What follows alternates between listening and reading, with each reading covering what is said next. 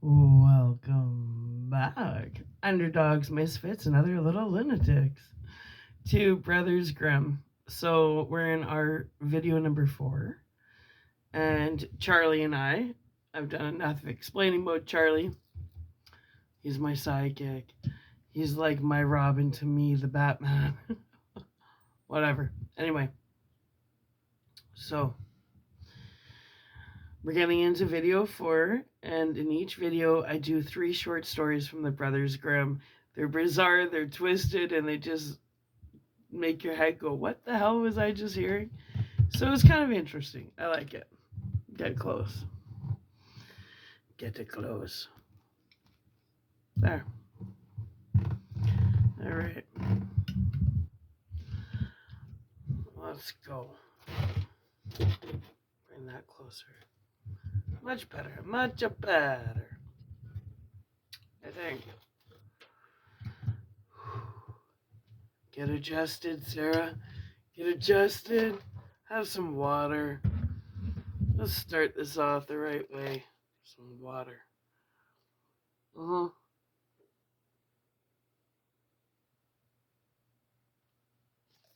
Yeah. Well, that's what I needed. Oh, I'll introduce to you another crystal. This one I always have at my desk. I've had this one for a long time too. The last I looked this up, it was worth like $1,700. But it has a little chip in it, which kind of pisses me off. But what name brand was this one? It's on the bottom. Again, no glasses. Oh, shit. What is that? It's too small. Forget it. But anyway. So this one I've had for many years. I love this one. Many years. Yeah. Anyway, this crystal means a lot to me. So I have that at my desk too. And salt rocks everywhere and whatever. Anyway, let's get into it.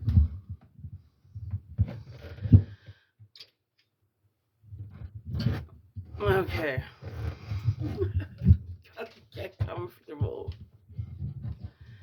Charlie, shine your colors, Charlie. Shine on your crazy spider. Okay. Let's go. The pack of ragamuffins. This should be interesting. Okay.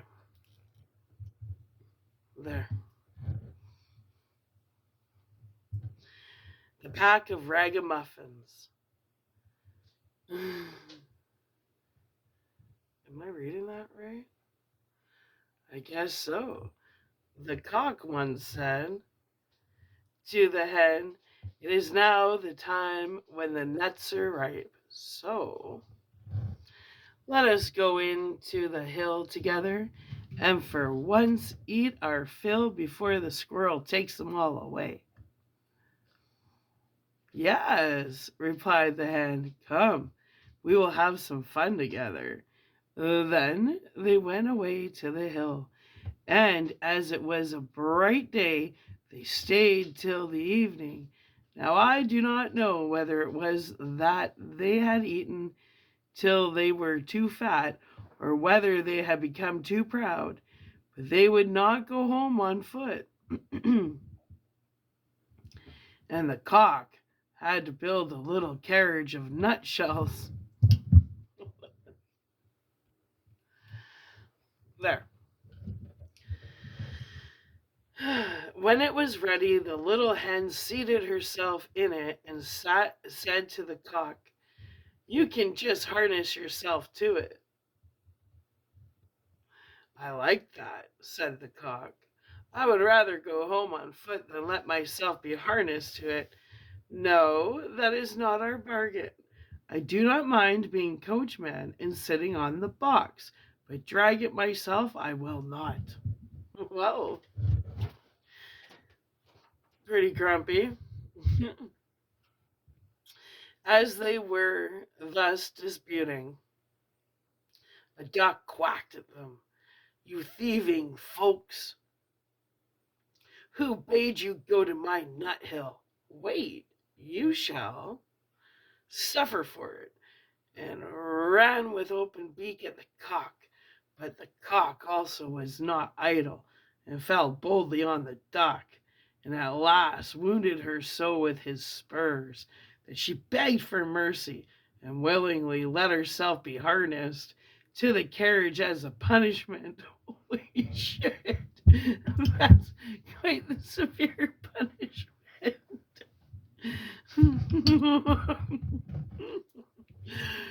The little cock, well, the little cock now seated himself on the box, and was coachman, and thereupon they went off at a gallop, with the cock crying, "Duck, go as fast as you can." When they had driven a part of the way, they met 2 foot passengers, a pin and a needle. They cried, "Stop! Stop!" and said that it would soon be as dark as pitch, and then they could not go a step further, and that it was so dirty on the road, and asked if they could not get into the carriage for a while. They had been at the tailor's public house by the gate, and had stayed too long over the beer. As they were thin people who did not take upon much room, thin people who did not take upon much room, the cock let them both get in, but they had to promise him and his little hen not to step on their feet.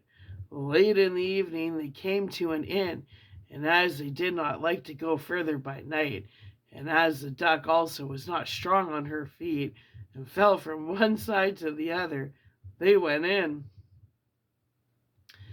The host at first made many objections. His house was already full. Besides, he thought they could not be very distinguished persons. But at last, as they made pleasant speeches, and told him that he should have the egg which the little hen had laid on the way, and should likewise keep the duck which laid on every day, he at length said that they might stay the night. And now they had themselves well served, and feasted, and had a high good time.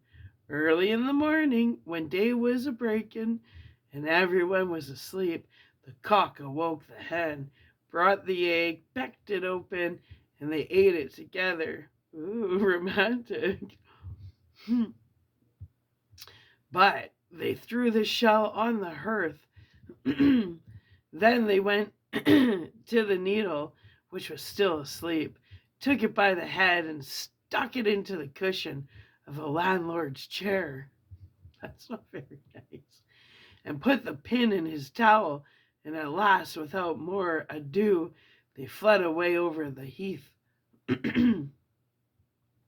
The duck, who liked to sleep in the open air and had stayed in the yard, heard them going away, made herself merry, and found a stream, down which she swam, which was a much quicker way of traveling than being harnessed to a carriage. The host did not get out of bed until a couple hours later. He washed himself and was about to dry himself when the pin went over his face and made a red scratch from one ear to the other. After this he went into the kitchen and wanted to light a pipe, but when he came to the hearth, the eggshell darted into his eyes.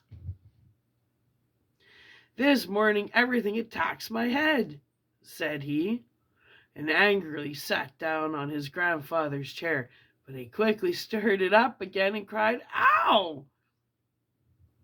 For the needle had pricked him still worse than the pin, and not in the head. Now he was thoroughly angry, and suspected the guests who had come so late that night before, and when he went in search of them, they were gone. Then he made a vow to take no more ragamuffins into his house, for they consume much, pay for nothing, and play mischievous tricks into the bargain by way of gratitude. That's like those squatters. Can I just stay on your couch for a couple days? And it's like 2 weeks later, you're like, hey, get the fuck out of my house. Or when you memorize somebody's knock, you're like, I ain't answering that one, man. You know what you're signing up for. Okay. That was funny. The next story is called Brother and Sister. Little brother took his little sister by the hand and said, since our mother died, we have had no happiness. Our stepmother beats us every day, and if we come near her, she kicks us away with her foot. Our meals are the hard crusts of bread that are left over, and the little dog under the table's better off, for she often throws it a choice morsel. God pity us, if our mother only knew. Come, we will go forth together in the wide world. They walked the whole day over meadows, fields, and stony places, and when it rained, the little sister said, Heaven and our hearts are weeping together. In the evening they came to a large forest, and they were so weary with sorrow and hunger in the long walk that they lay down in a hollow tree and fell asleep. The next day when they awoke, the sun was already high in the sky and shone down hot into the tree. Then the brother said, Sister, I am thirsty. If I knew of a little brook, I would go and just take a drink. I think I hear one running. The brother got up and took the little sister by the hand, and they set off to find the brook. But the wicked stepmother was a witch. Oh, they had one of those too. And had seen how the two children had gone away, and had crept after them secretly, as witches creep, and had bewitched all the brooks in the forest.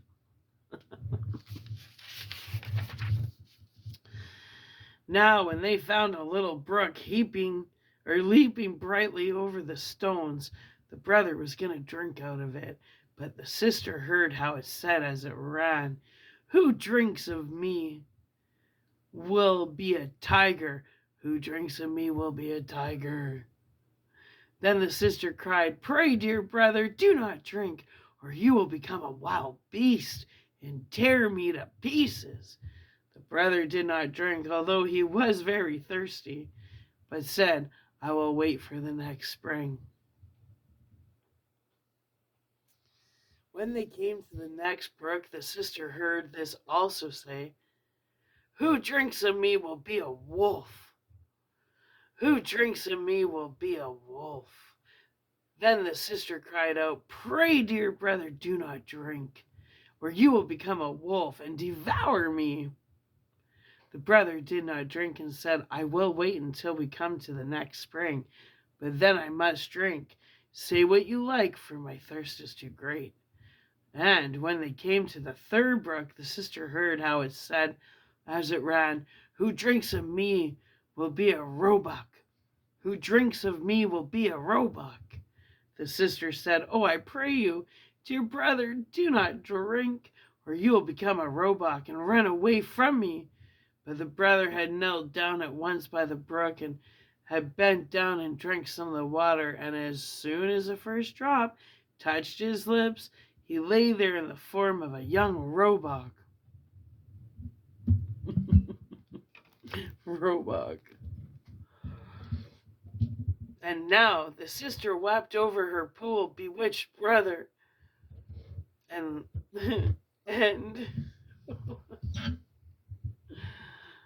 where am I? And the little roe wept away also, and sat sorrowfully near to her. But at last the girl said, Be quiet, dear little roe. I will never, never leave you.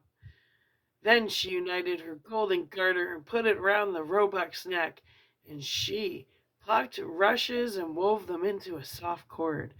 This she tied to the little animal and led it on. And she walked deeper and deeper into the forest. And when they had gone a very long way, they came at last to a little house, and the little girl looked in, and as it was empty, she thought, "We can stay here and live." Then she sought for leaves and moss to make a soft bed for the roe. And every morning she went out and gathered roots and berries and nuts for herself, and brought tender grass for the roe, who ate out of her hand and was content, and played around about her in the evening when the sister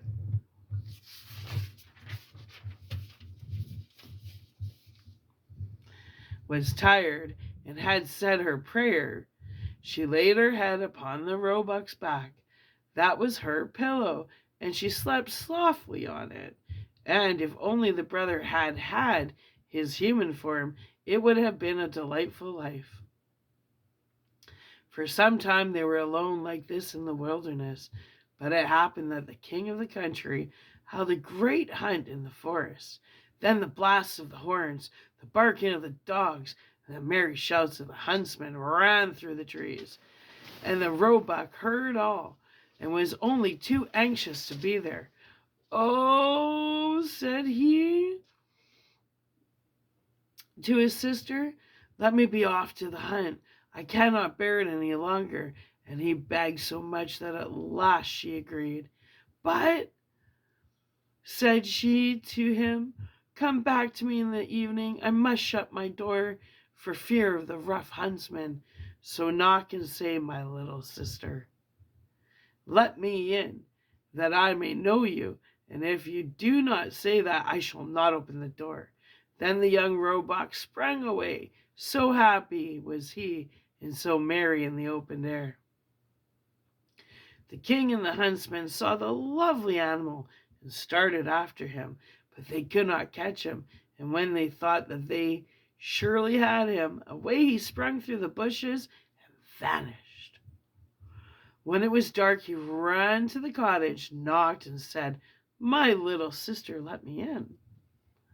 Then the door was opened for him, and he jumped in and rested himself the whole night through upon his soft bed. The next day the hunt began again, and when the roebuck once more heard the bugle horn and the ho ho of the huntsmen, he had no peace, but said, "Sister, let me out. I must be off." His sister opened the door for him and said, "But you must be here again in the evening and say your password."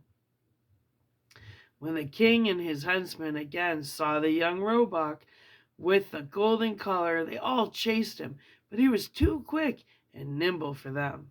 This lasted the whole day, but by the evening the huntsmen had surrounded him, and one of them wounded him a little in the foot, so that he limped and ran slowly. Then a hunter crept after him to the cottage and heard how he said, "My little sister, let me in," and saw that the door was open for him, and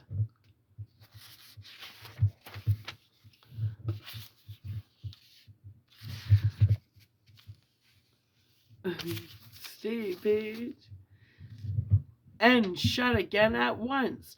The huntsman took notice of it all, and went to the king and told him what he had seen and heard.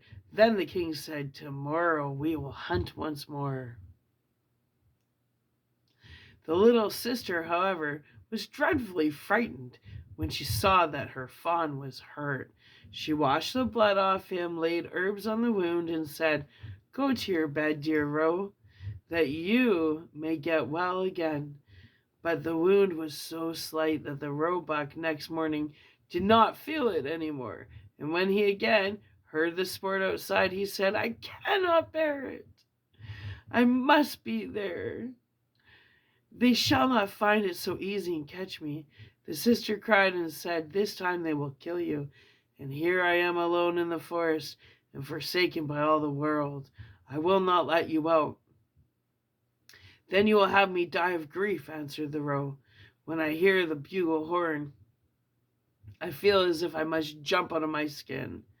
Then the sister could not do otherwise, but opened the door for him with a heavy heart, and the roebuck, full of health and joy, bounded into the forest. When the king saw him, he said to the huntsman, "Now chase him all day long till nightfall, but take care that no one does him any harm." As soon as the sun had set, the king said to the huntsman, "Now come and show me the cottage in the wood." And when he was at the door, he knocked and called out, "Dear little sister, let me in." Then the door opened, and the king walked in, and there stood a maiden more lovely than any he had ever seen. The maiden was frightened when she saw, not her little roe, but a man come in who wore a golden crown upon his head. But the king looked kindly at her, stretched out his hand, and said, "Will you go with me to my palace and be my dear wife?" "Yes, indeed," answered the maiden, "but the little roe must go with me. I cannot leave him." The king said, "It shall stay with you as long as you live, and shall want nothing." Just then he came running in, and the sister again tied him with the cord of rushes, took it in her own hand, and went away with the king from the cottage. The king took the lovely maiden upon his horse and carried her to his place, where the wedding was held with great pomp.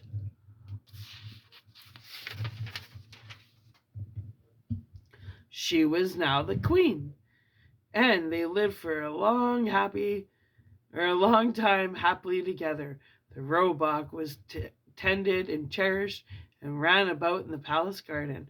But the wicked stepmother, because of whom the children had gone out into the world, had never thought but that the sister had been torn to pieces by the wild beasts in the wood, and that the brother had been shot for a roebuck by the huntsman. Now, when she heard that they were so happy and so well off, envy and jealousy rose in her heart and left her no peace, and she thought of nothing but how she could bring them again to misfortune. How her own daughter, who was as ugly as night and had only one eye, reproached her and said, "A queen? That ought to have been my luck." "Just be quiet," answered the old lady, and comforted her by saying, "When the time comes, I shall be ready."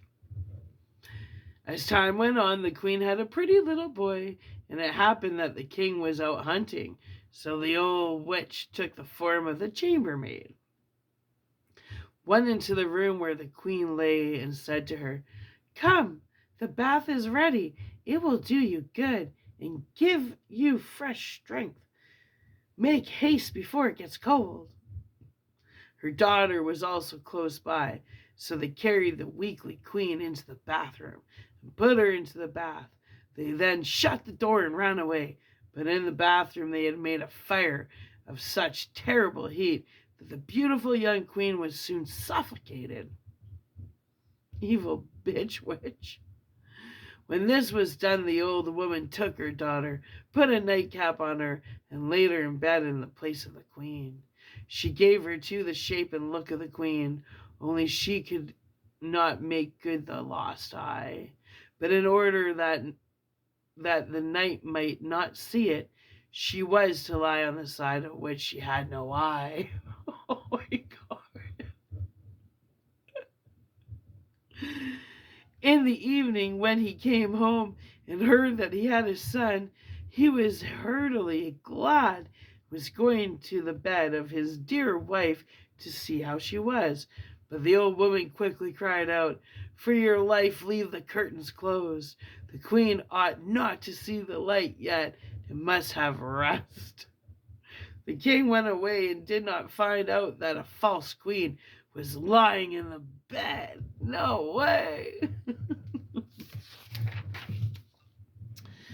But at midnight, when all slept, the nurse, who was sitting in the nursery by the cradle, and who was the only person awake, saw the door open and the true queen walk in. She took the child out of the cradle, laid it on her arm, and suckled it. Then she shook up its pillow, laid the child down again, and covered it with a little quilt. And she did not forget the roebuck, but went into the corner where it lay and stroked its back. Then she went quite silently out of the door again.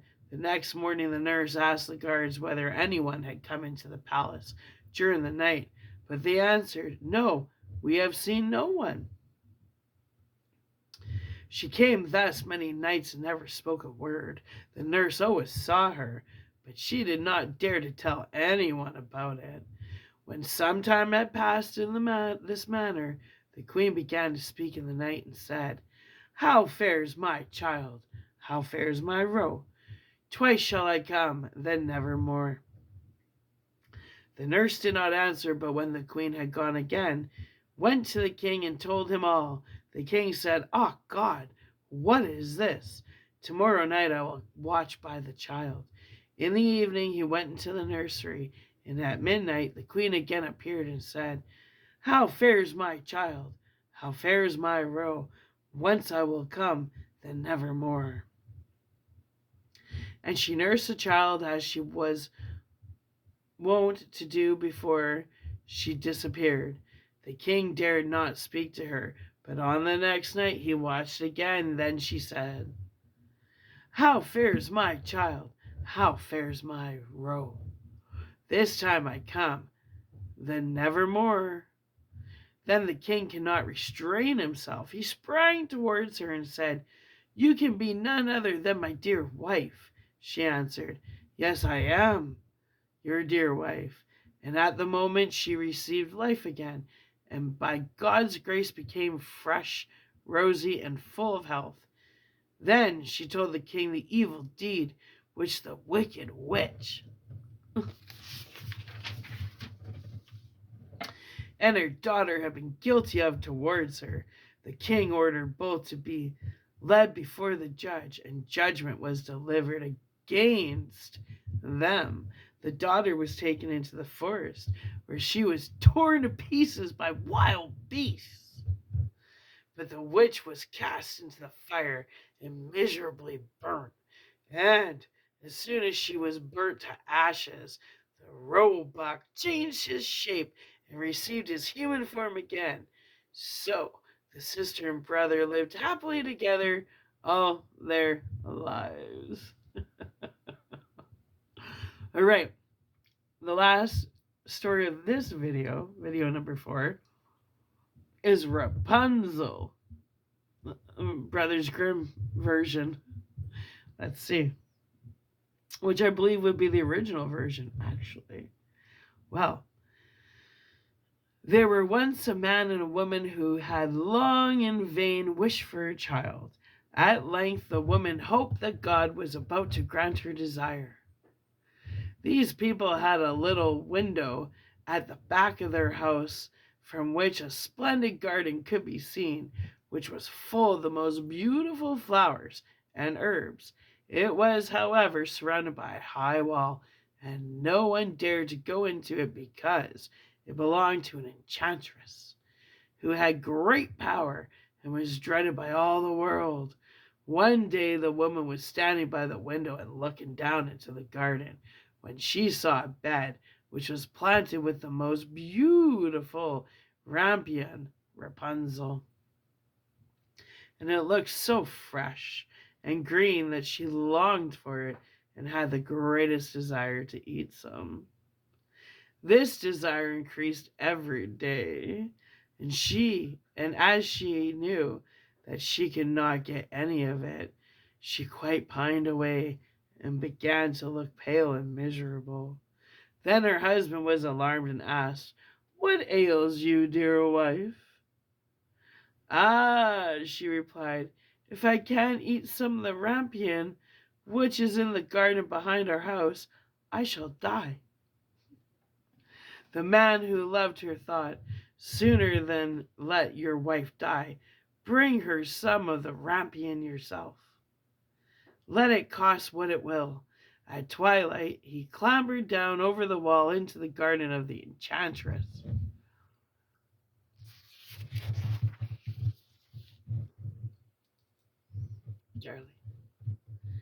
Charlie hastily clutched a handful of rampion and took it to his wife. She at once made herself a salad of it and ate it greedily. It tasted so good to her, so very good, that the next day she longed for it 3 times as much as before. If he was to have any rest, her husband must once more descend into the garden. In the gloom of evening, therefore, he let himself down again, but when he had clambered down the wall, he was terribly afraid, for he saw the enchantress standing before him.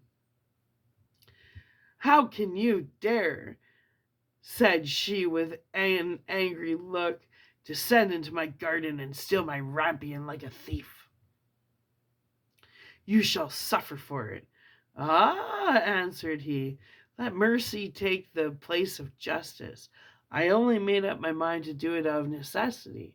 My wife saw your rampion from the window and felt such a longing for it that she would have died if she had not got some to eat." Then the enchantress allowed her anger to be softened and said to him, "If the case be as you say, I will allow you to take away with you as much rampion as you will. Only I make one condition. You must give me the child which your wife will bring into the world. It shall be well treated, and I will care for it like a mother." The man in his terror consented to everything, and when the woman was brought to bed, the enchantress appeared at once, gave the child the name of Rapunzel, and took it away with her. Rapunzel grew into the most beautiful child under the sun. When she was 12 years old, the enchantress shut her into a tower which lay in a forest, and had never stairs nor door, and had neither stairs nor door, but quite at the top was a little window. When the enchantress wanted to go in, she placed herself beneath it and cried, "Rapunzel, Rapunzel, let down your hair to me." Rapunzel had magnificent long hair, fine as spun gold, and when she heard the voice of the enchantress, she unfastened her braided tresses, wound them round one of the hooks of the window above, and then the hair fell 20 ells down, and the enchantress climbed up by it. After a year or two, it came to pass that the king's son rode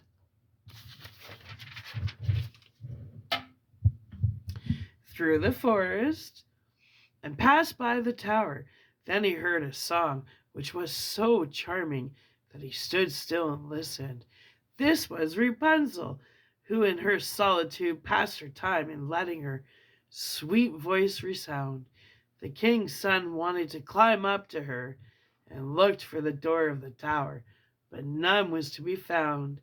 He rode home, but the singing had so deeply touched his heart that every day he went out into the forest and listened to it.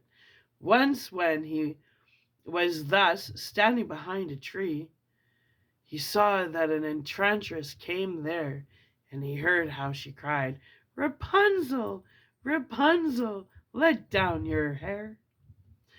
Then Rapunzel let down the braids of her hair, and the enchantress climbed up to her. "If this is the ladder by which one mounts, I too will try my fortune," said he, and the next day, when it began to grow dark, he went to the tower and cried, "Rapunzel, Rapunzel, let down your hair." Immediately the hair fell down, and the king's son climbed up. At first, Rapunzel was terribly frightened when a man, such as her eyes had never yet beheld, came to her, but the king's son began to talk to her quite like a friend, and told her that his heart had been so stirred that it had let him have no rest, and he had been forced to see her. Then Rapunzel lost her fear, and when he asked her if she would take him for her husband, and she saw that he was young and handsome, she thought, "He will love me more than old Dame Gothel does." And she said, "Yes," and laid her hand in. She said, "I will willingly go away with you, but I do not know how to get down. Bring with you a skein of silk every time that you come, and I will weave a ladder with it. And when that is ready, I will descend, and you will take me on your horse." They agreed that until that time he should come to her every evening, for the old woman came by day. The enchantress remarked nothing of this until once Rapunzel said to her, "Tell me, Dame Gothel, how it happens that you are so much heavier for me to draw up than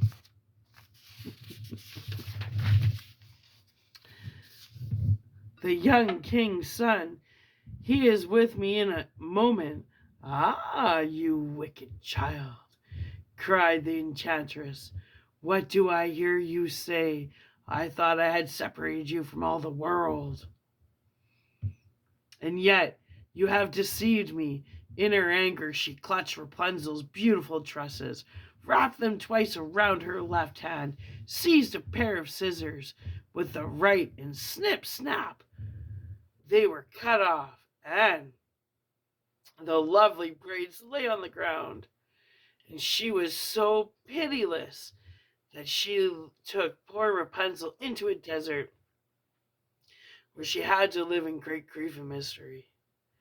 On the same day that she cast out Rapunzel, however, the enchantress fastened the braids of her hair, which she had cut off, to the hook of the window.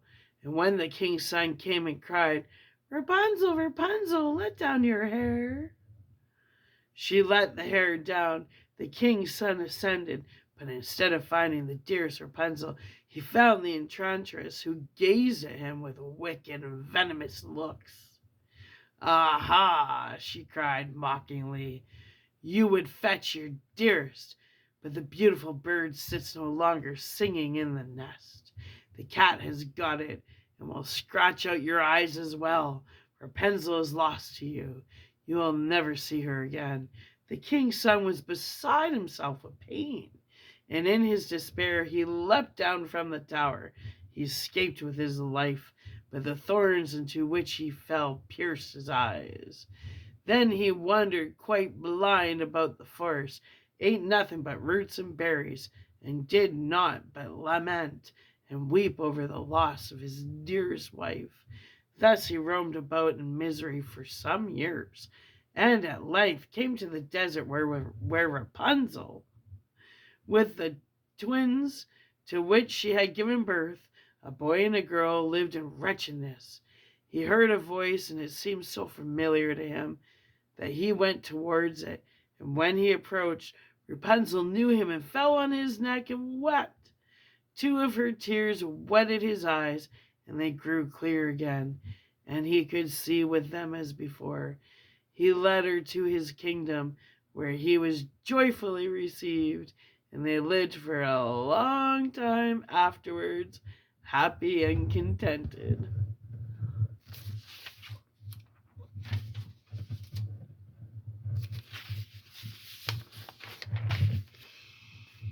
See, they had to take the journey. I would say, I didn't know, I haven't heard that version of Rapunzel, but her and her husband sure earned each other. Hey. All right.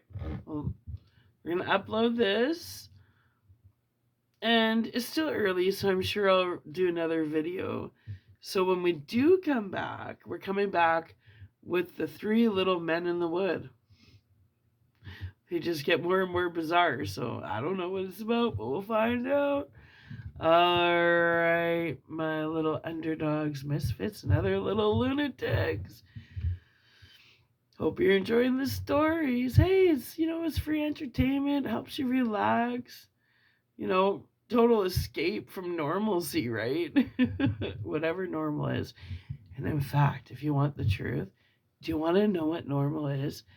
Normal is the function on a dishwasher. Well, that's about it. Otherwise, it's all opinion, baby. All opinion. Don't get wrapped up in other people's fucking narratives for you. Remember, your belief system becomes your reality. All right? Don't allow other people's reality to become your belief system. Because if you allow other people's realities to become your belief system, well, if your belief system becomes your reality, you're just sharing a reality with somebody else.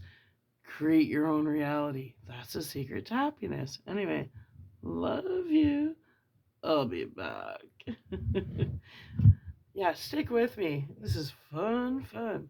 Putting the F back in the fun, right? Okay, I need a break. And go have a coffee and a cigarette. Yeah, that's right. All right, bye.